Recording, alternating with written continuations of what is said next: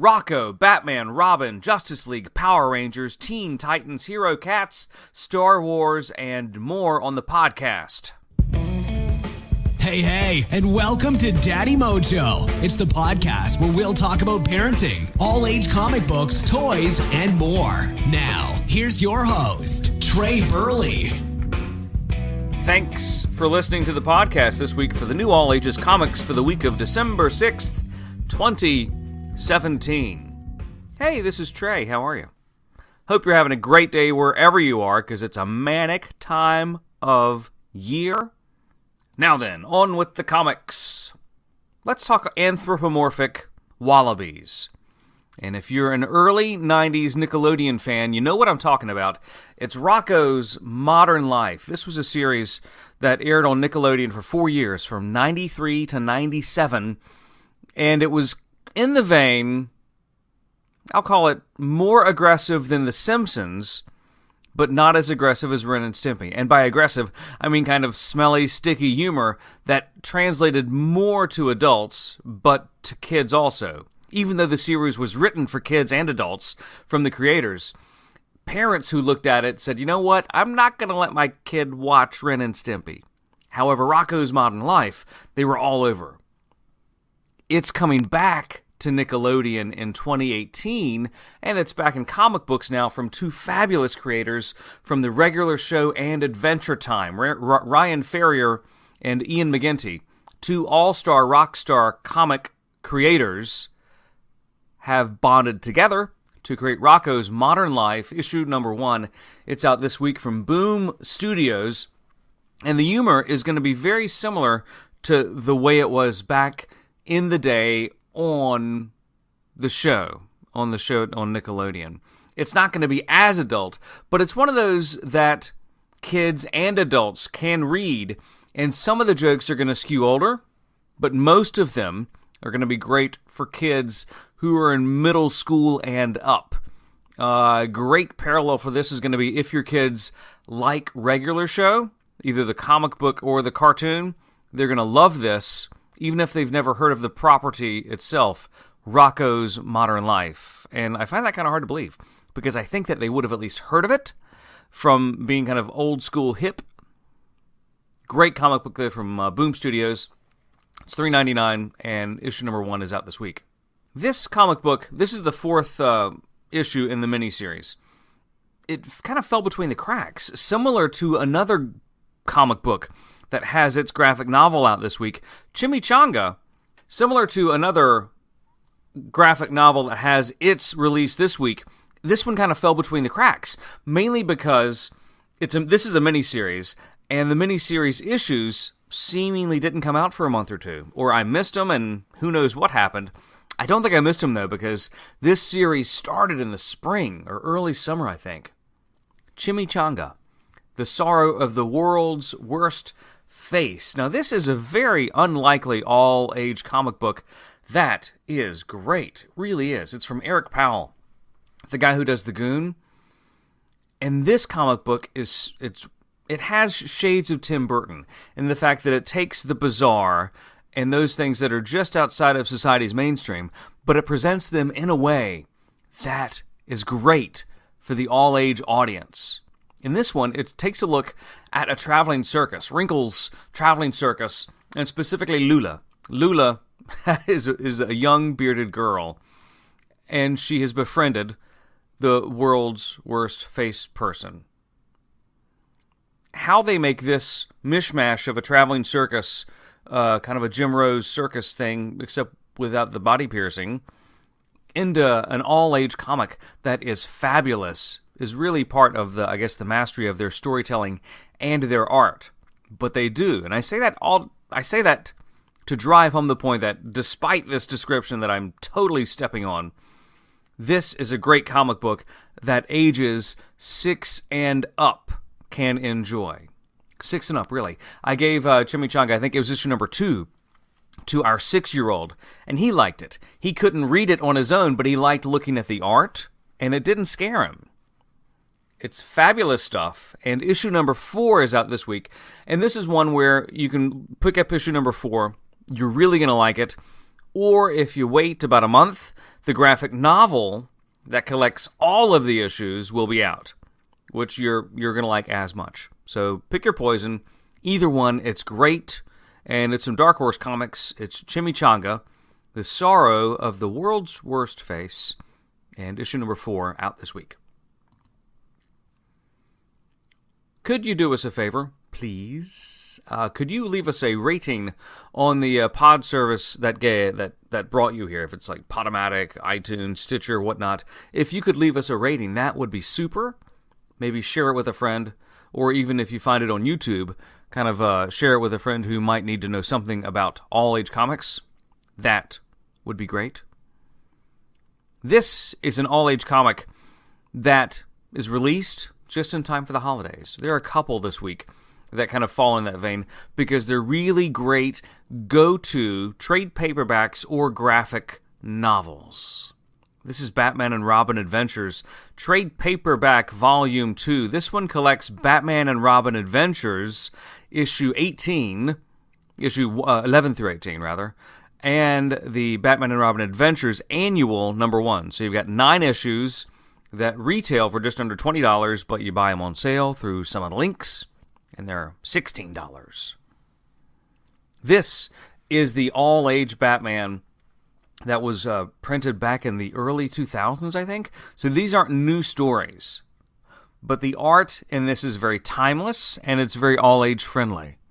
It is fabulous, and if you have a young superhero reader who wants to get caught up on some really good Batman and Robin adventure tales, check out this one. It's the Trade Paperback Volume 2, and it's going to be great for ages 6 and up.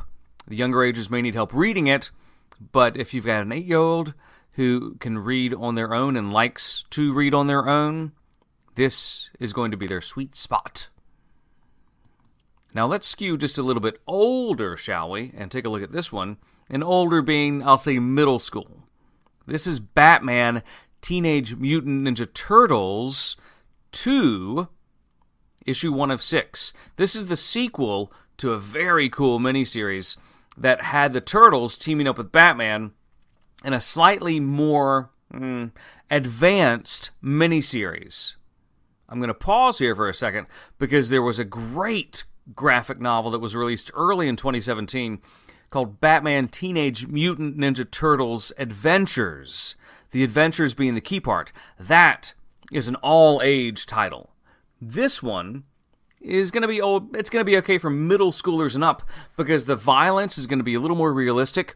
The story is going to be slightly more sophisticated, and it may be a little scary for some of those kids who might be in elementary school but want to read this. Having said that, the art in this is beautiful. The first series was great, and I have no reason to suspect that this second incarnation of this very cool miniseries will be anything less than fabulous. In this one, Donatello from the Turtles wants to do some advanced training. So he opens up a portal to another doorway, another time doorway, and accidentally brings Bane back to his city. That's what happens. So can Donatello get back to save the Turtles from this very evil villain that he's brought back to New York City? I think he can, but it's going to be a great 6-issue miniseries. IDW and DC Comics have teamed up on this. They say the rating is teen. You know what? If you're in middle school, I think you're going to be cool with it. I'll go back to my middle school self some odd years ago. I would have loved this and been A-okay with it. It also features Robin with a sword on the cover, so you can't go wrong with that. This next graphic novel combines 2 properties that each had movies that both underperformed this year. Having said that, this comic book, or this miniseries and this graphic novel, is great. So if these 2 properties can get their stuff together, they're going to have a great movie sometime. It's going to be separate, but it wasn't this year. It's Justice League Power Rangers. This is the graphic novel that collects issues 1 through 6 from this great comic book miniseries from Boom Studios and DC Comics. Again, comic book-wise, this was great. It had the the panache of the Justice League, as well as the mystery and the teamwork and the teen awkwardness of the Power Rangers. It did such a great job of combining that, as well as the whole kind of otherworldly elements of these two superheroes that don't exist in the same timeline. Great graphic novel. Perfect for holiday giving. It retails for under $25. Buy the links. It's $20, and if you're curious about how the movies did, they both seem to have lost money, which is kind of disappointing. And ironically enough, Man of Steel, the Superman movie from a couple years ago, that is going to make more money than the new Justice League movie, which is very ironic and very disappointing.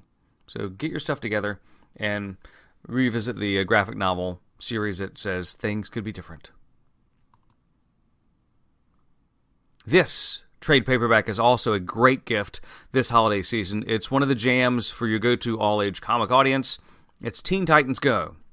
Teen Titans Go! You have to say it with the exclamation mark. This collects issues 19 through 24 from this really great series from DC Comics.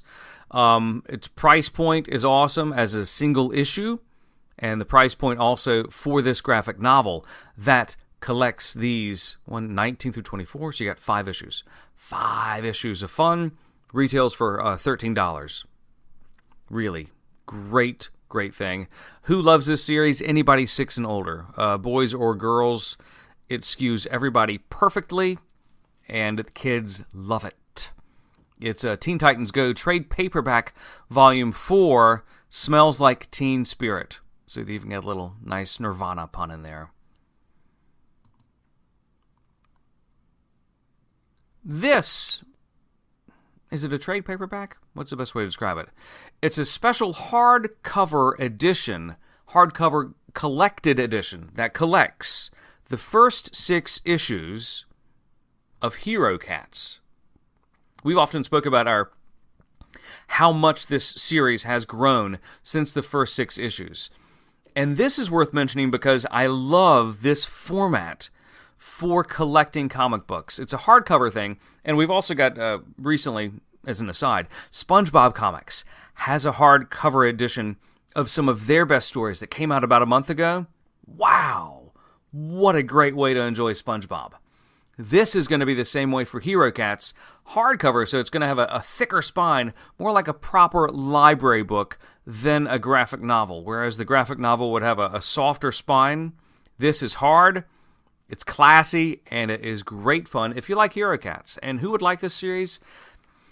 It's going to be advanced reading for those 6 and up, but it's going to have enough adventure to where that young age could look at it and say, this is fun, I like looking at it, and I'm curious to read some of these sight words.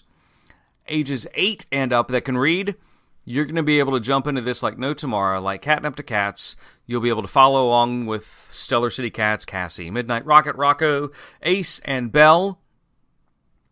And plus the creator of this series, Kyle Putcomer, stand-up guy. Marcus Williams also does some of the art on this, well-known from his stuff with Action Lab Entertainment. Retails for under $20, and it's for the fans of Herocats and presentation-wise. If you're looking for a good library donation to your local library for an all-age comic they're going to go mental over, this is it. Star Wars opens up very soon. Star Wars, you don't even need to say what movie it is, but in case we have any purists out there who don't know, Star Wars The Last Jedi opens up very soon, and this is a book that's going to be for your middle school readers that want to jump into the Star Wars mythos early and figure out what's going on at Canto Bight. Canto Bight is an area, I believe it's like a luxury gaming facility or a luxury resort area within the Star Wars universe that happens to host a portion of the next movie. Are you curious? You Star Wars fans are. This has 4 relatively short stories that's going to be great for middle schoolers or up. It's Star Wars Canto Bight, and it's a book. So, you bookers, you readers, this is for you. It's got 4 stories, very few, if any, illustrations, but if you want to jump into Star Wars before the movie comes out, this is your avenue. Usagi Yojimbo also comes out this week. How great is this comic book? It is for fans of Gru to an extent. Coincidentally, also from the same publisher, Dark Horse Publishing, or Dark Horse Comics. But Usagi Yojimbo has the mythos of feudal Japan, the anthropomorphic animals that kids like to see and read about, but it's also a little more real. So is it for all ages? Would a 6-year-old like it? Probably not. And even, I guess, truth detector, some parents may not be cool with a 6-year-old reading this because it does have life or death consequences. Case in point, in this issue, issue 164 from Stan Sakai, you have the leader of one gang is found dead. But it's an anthropomorphic leader. He's in the shape of a bear. So there are life and death consequences, but it's anthropomorphic life and death consequences. Upper elementary, you're going to be fine with this because you're going to be able to learn from the lessons, and by then you will have accepted that there are life and death things. Middle schoolers, you'll love it. Adults who like Stan Sakai, like me, you're already drinking the juice, and you know that it is one of the best comic books out there. Plus, it's in black and white. That's another reason why I like to recommend this comic book to kids, especially because it helps them appreciate and know and be exposed to more art forms and more types of comic books that are awesome and different, but also left of center. They're going to realize and kind of say, you know what, comics are awesome, but they don't have to be in color. They can be in black and white and still rock the house. And Usagi Yojimbo is the best example out there for this particular medium in comic books. Thanks for listening to Daddy Mojo. Be sure to tune in next time. For more information on any of the things we talked about today, just check out the website, daddymojo.net, or hit us up at Daddy Mojo on social media.